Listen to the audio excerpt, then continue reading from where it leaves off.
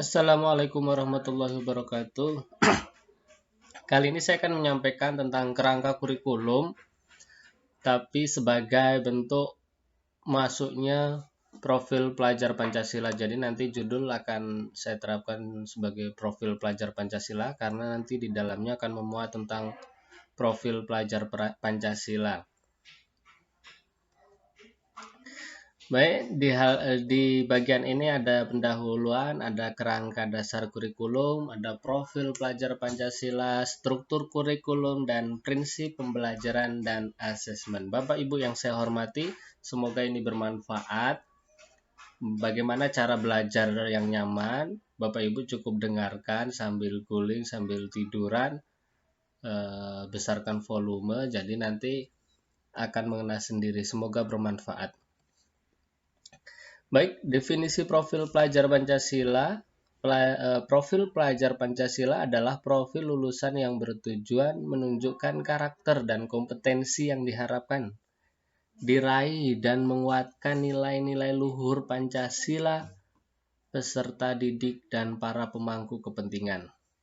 Terdiri dari 6 dimensi dengan penjabar elemen di masing-masing dimensinya. Baik, ada mandiri, beriman, bertakwa.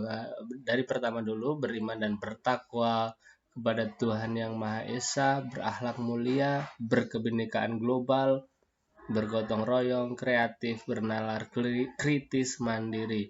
Itu adalah harapannya.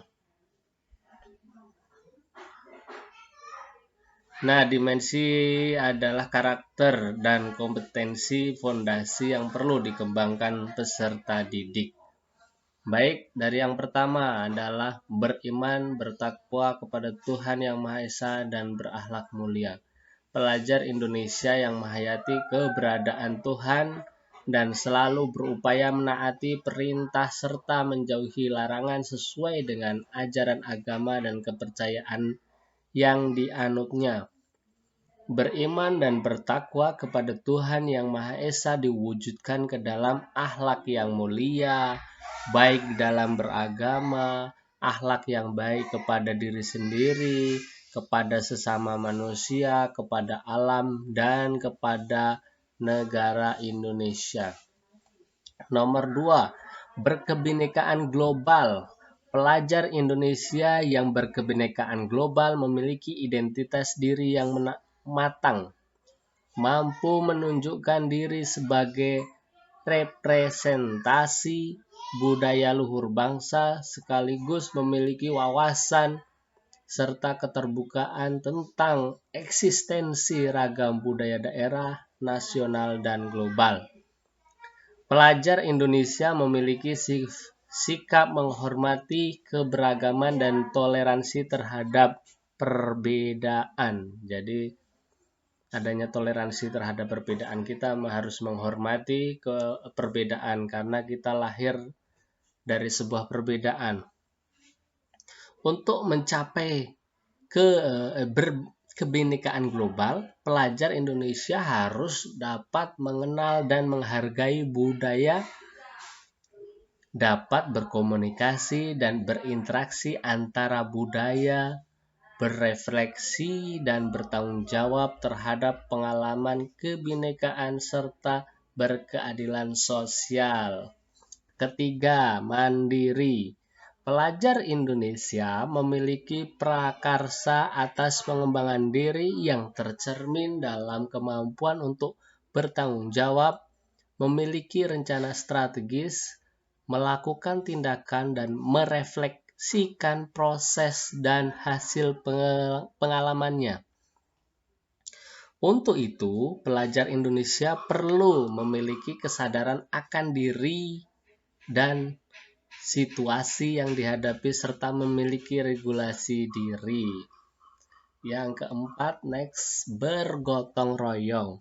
Pelajar Indonesia memiliki kemampuan untuk melakukan kolaborasi dengan sukarela agar kegiatan yang dikerjakan dapat berjalan lancar dan mencapai tujuan untuk kebaikan bersama.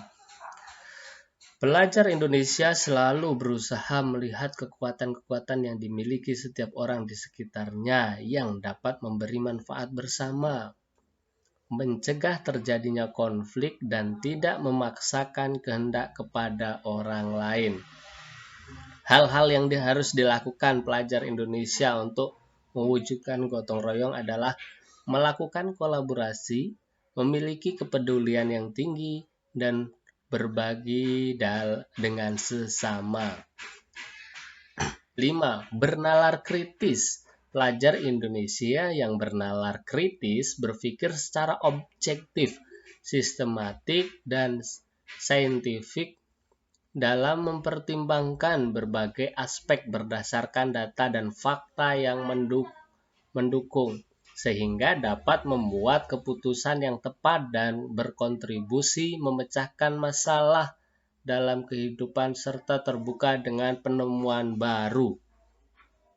Untuk bernalar kritis, pelajar Indonesia perlu memperoleh dan memproses informasi serta gagasan dengan baik, lalu menganalisa dan mengevaluasinya, kemudian merefleksi pemikiran dan proses berpikirnya. 6. Kreatif. Pelajar Indonesia mampu memodifikasi dan menghasilkan sesuatu yang orisinal, bermakna, bermanfaat, dan berdampak dalam bentuk gagasan, tindakan, dan karya nyata, serta proaktif dan independen untuk menemukan cara-cara lain dan berbeda untuk bisa berinovasi. Pelajar Indonesia yang kreatif adalah pelajar yang bisa menghasilkan gagasan karya dan tindakan yang orisinal, memiliki keluasan berpikir dalam mencari alternatif solusi permasalahan. Ringkasan dimensi dan elemen profil pelajar Pancasila ya. Baik, dari yang pertama, beriman bertakwa kepada Tuhan Yang Maha Esa dan berakhlak mulia. Itu adalah yang pertama, akhlak beragama, akhlak pribadi, akhlak kepada manusia, akhlak kepada alam, dan akhlak bernegara. Untuk berkebinekaan global, yang pertama, mengenal dan menghargai budayanya. Terus kedua, komunikasi dan interaksi antar budaya. Yang ketiga, refleksi dan bertanggung jawab terhadap pengalaman kebinekaan. Yang terakhir, berkeadilan sosial. Untuk bergotong royong ada 3. Yang pertama, kolaborasi, kepedulian, dan berbagi. Untuk mandiri,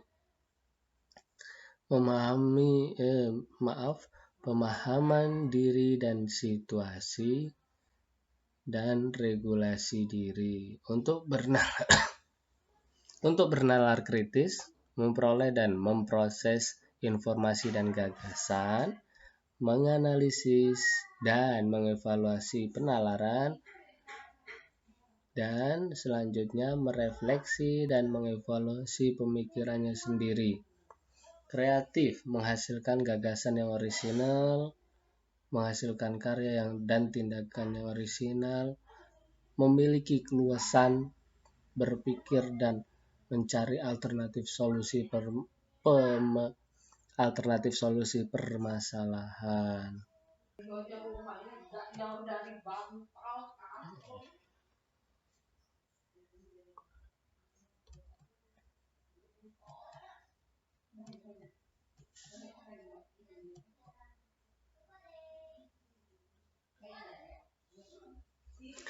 Selanjutnya, kegunaan profil pelajar Pancasila, yaitu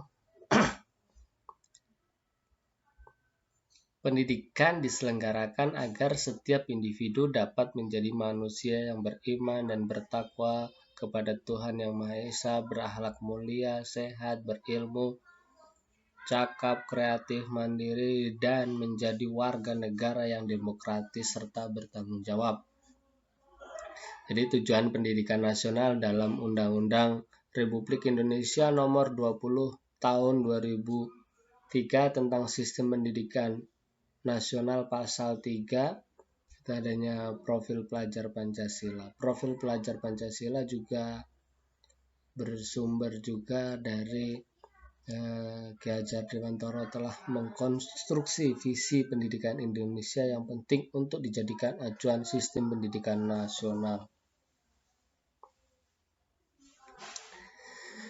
Kegunaan profil pelajar Pancasila. Profil pelajar Pancasila merupakan upaya menerjemahkan tujuan dan visi pendidikan ke dalam format yang lebih mudah dipahami oleh seluruh pemangku kepentingan pendidikan. Rumusan profil pelajar Pancasila dibuat dengan tujuan sebagai kompas bagi pendidik dan pelajar Indonesia. Segala pembelajaran, program, dan kegiatan di satuan pendidikan bertujuan akhir ke profil pelajar Pancasila.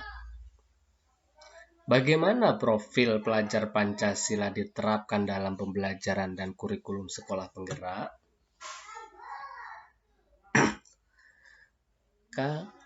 Penerapan profil pelajar Pancasila di sekolah. Profil sekolah atau profil pelajar Pancasila adalah karakter yang berkemampuan yang dibangun dalam keseharian dan dihidupkan dalam diri setiap individu pelajar melalui budaya sekolah, pembelajaran intrakurikuler, kokurikuler, maupun ekstrakurikuler. Dalam budaya sekolah, iklim sekolah, kebijakan, pola interaksi dan komunikasi, serta norma yang berlaku di sekolah. Untuk intrakurikuler, muatan pelajaran, kegiatan atau pengalaman belajar. Untuk proyek, pembelajaran berbasis proyek yang kontekstual dan interaksi dengan lingkungan sekitar. Untuk ekstrakurikuler, kegiatan untuk pengembangan minat dan bakat. Proyek penguatan profil pelajar Pancasila. Tahapan-tahapan dalam proyek penguatan profil pelajar Pancasila adalah sebagai berikut. Jadi latar belakangnya adalah pentingnya bagi siswa belajar lintas mata pelajaran berbasis proyek. Namun demikian, pembelajaran berbasis proyek saat ini belum menjadi kebiasaan di kebanyakan sekolah di Indonesia, sehingga perlu dukungan kebijakan pusat. Proyek penguatan profil pelajar Pancasila adalah terjemahan dari pengurangan beban belajar di kelas intrakurikuler agar siswa memiliki lebih banyak kesempatan untuk belajar di setting yang berbeda, less formal, less struktur, terus more interaktif, dan yang lainnya. Beban kerja guru perlu dipertahankan, tidak dikurangi, sehingga alokasi waktu satu mata pelajaran terbagi dua, intrakurikuler dan kokurikuler.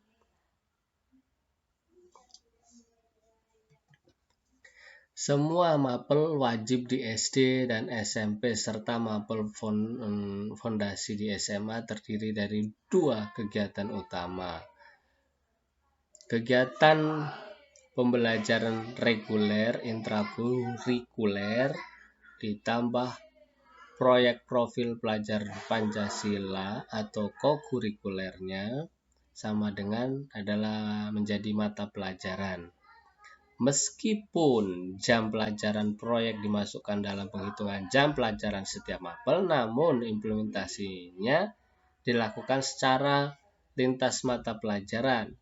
Sasaran utama proyek adalah profil pelajar Pancasila, sehingga semua mata pelajaran bisa terintegrasi. Lanjut, proyek profil pelajar Pancasila adalah unit pembelajaran terintegrasi, bukan tematik. Unit pembelajaran integrasi itu seperti JUS, pengetahuan dan keterampilan atau kompetensi yang dipelajari dari setiap mata pelajaran berpadu dan melebur, tidak dipisahkan lagi mana yang merupakan bagian dari mapel agama, PPKN, bahasa Indonesia, dan sebagainya. Untuk unit tematik seperti gado-gado, mata pelajaran dirangkai atau dipadu dengan menggunakan satu tema pengetahuan dan keterampilan dari masing-masing mata pelajaran dapat diuraikan. Apa saja yang perlu disiapkan untuk dapat menerapkan proyek penguatan profil pelajar Pancasila? Guru harus pengelolaan jam pelajaran dan kolaborasi guru. Terus pengaturan agar alokasi jam mengajar guru tetap sama. Pengelolaan waktu dan kegiatan, menyiapkan sistem dari perencanaan hingga penilaian, sistem pendokumentasian proyek. Sistem pendokumentasian proyek untuk dapat digunakan sebagai portofolio. Dalam pengelolaan waktu dan kegiatan, ada juga kolaborasi dengan narasumber pengayaan proyek, masyarakat, komunitas, universitas, dan praktisi. Jadi berbagai elemen masyarakat yang menyangkut dengan pembelajaran dilibatkan. Ini sebagai upaya siswa menjadi lebih tahu keadaan yang sebenarnya, karena kalau gambaran langsung atau praktek akan lebih mengena dibanding hanya sekedar cerita dari guru. Selanjutnya, Kemendikbud menentukan tema untuk setiap proyek yang diimplementasikan di satuan pendidikan. Pemerintah daerah dan satuan pendidikan merancang muatan lokal berupa proyek berdasarkan tema yang ditetapkan, mengembangkan menjadi topik yang lebih spesifik dan kontekstual di satuan pendidikan. Tema dapat berubah setiap tahun. Mengapa tema dapat berubah setiap tahun? Pastinya karena perubahan zaman akan berubah keadaan. Jadi hal-hal yang dipelajari pun berubah.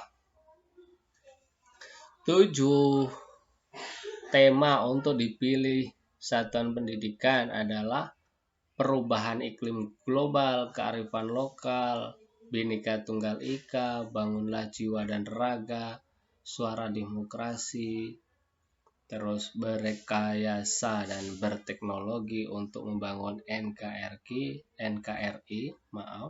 kewirausahaan.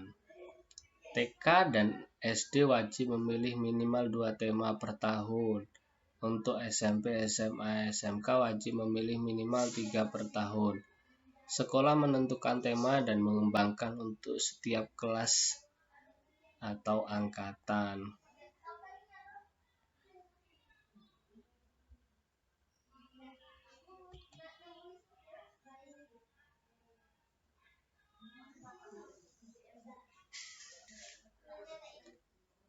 Contoh pengembangan tema perubahan iklim global. Misal ini untuk contoh proyek, kalau di PAUD mengelola sampah, untuk SD kampanye sederhana untuk memecahkan isu lingkungan misal banjir, untuk SMP membuat purwarupa sistem pengelolaan sampah di sekolah, untuk SMA pengelolaan dan pemanfaatan sampah. Elemen profil pelajar Pancasila yang disasar untuk PAUD akhlak terhadap alam, menganalisis dan mengevaluasi penalaran. Untuk SD, akhlak terhadap alam, memperoleh dan memproses informasi dengan gagasan. SMP, akhlak terhadap alam, menghasilkan karya dan tindakan yang orisinal. Terus SMA, akhlak terhadap alam, menganalisis dan mengevaluasi penalaran. Selanjutnya, rencana proyek gambarannya seperti ini. Ada identifikasi tingkat kesiapan sekolah, terus sekolah dapat menilai terhadap pelaksanaan proyek berdasarkan tingkat kesiapan sekolah. Dalam hal ini pemilihan tema umum, penentu tema-tema spesifik. Sekolah memilih beberapa pilihan tema yang akan dijalankan dalam satu tahun ajaran berdasarkan isu yang relevan di lingkungan murid atau di lingkungan peserta didik. Dari tema besar, sekolah menentukan ruang lingkup isu yang spesifik sebagai proyek. Pemilihan sub elemen profil pelajar Pancasila, menentukan tim fasilitasi proyek yang menjadi fokus pengembangan pada peserta didik setiap proyek. Sekolah menentukan guru-guru yang akan mengelola dan mendampingi murid dalam melakukan proyek profil pelajar Pancasila. Penentuan alokasi waktu, eksplorasi dan pengembangan, mengatur waktu dan durasi pelaksanaan dari setiap tema proyek yang dipilih. Tim guru mengeksplorasi isu dan menentukan alur proyek. Di tahap ini, tim guru juga dapat mengidentifikasi mitra atau narasumber atau organisasi yang dapat diajak kerjasama. Terus menentukan alur proyek dan asesmen. Itu tim guru membuat proyek dan bentuk asesmen performa melalui kegiatan-kegiatan proyek. Yang ke-9, memastikan faktor pendukung proyek sesuai dengan perencanaan, mengkonfirmasi narasumber atau organisasi mitra, memastikan waktu yang tepat dan kunjungan. Perencanaan ini bisa dimodifikasi sesuai dengan kebutuhan dan kondisi. Nah, tahap kesiapan sekolah. Tahap awal, sekolah belum pernah melaksanakan pembelajaran berbasis proyek. Konsep pembelajaran berbasis proyek baru diketahui guru. Sekolah fokus menjalankan proyek secara internal, tidak melibatkan pihak luar untuk tahap pertama. Untuk tahap berkembang, sekolah sudah pernah menjalankan pembelajaran berbasis proyek. Konsep pembelajaran berbasis proyek sudah dipahami sebagian guru. Sekolah mulai melibatkan pihak di luar sekolah untuk membantu salah satu aktivitas proyek. Untuk tahap yang sudah lanjut, pembelajaran berbasis proyek sudah menjadi kebiasaan sekolah. Konsep pembelajaran berbasis proyek sudah dipahami semua guru. Sekolah sudah menjalin kerjasama dengan mitra di luar sekolah agar dampak proyek dapat diperluas dan direplikasi secara berkelanjutan. Yang terakhir, waktu dan durasi pelaksanaan tema proyek. Menentukan durasi pelaksanaan untuk setiap tema proyek yang dipilih dapat disesuaikan dengan pembahasan tema. Durasi dapat dipilih antara 2 minggu sampai 3 bulan, tergantung tujuan keadaan dalam eksplorasi tema. Jika sekolah bertujuan untuk memberikan dampak sampai pada lingkungan di luar sekolah, maka bisa jadi durasi pelaksanaan proyek membutuhkan waktu yang lebih lama. Sekolah diharapkan dapat mengatur jadwal belajar yang membuka ruang untuk kolaborasi menjadi antar guru dari mata pelajaran yang berbeda. Tahap awal, setiap tema dilakukan dengan jadwal belajar yang seragam untuk semua kelas. Untuk tahap berkembang, setiap tema dilakukan dengan jadwal belajar yang seragam per 2-3 kelas. Tahap lanjut, setiap kelas dapat memilih waktu pelaksanaan proyek yang berbeda. Waktu pelaksanaan dapat ditentukan sendiri oleh masing-masing kelas. Demikian, semoga bermanfaat. Saya tutup. Assalamualaikum warahmatullahi wabarakatuh.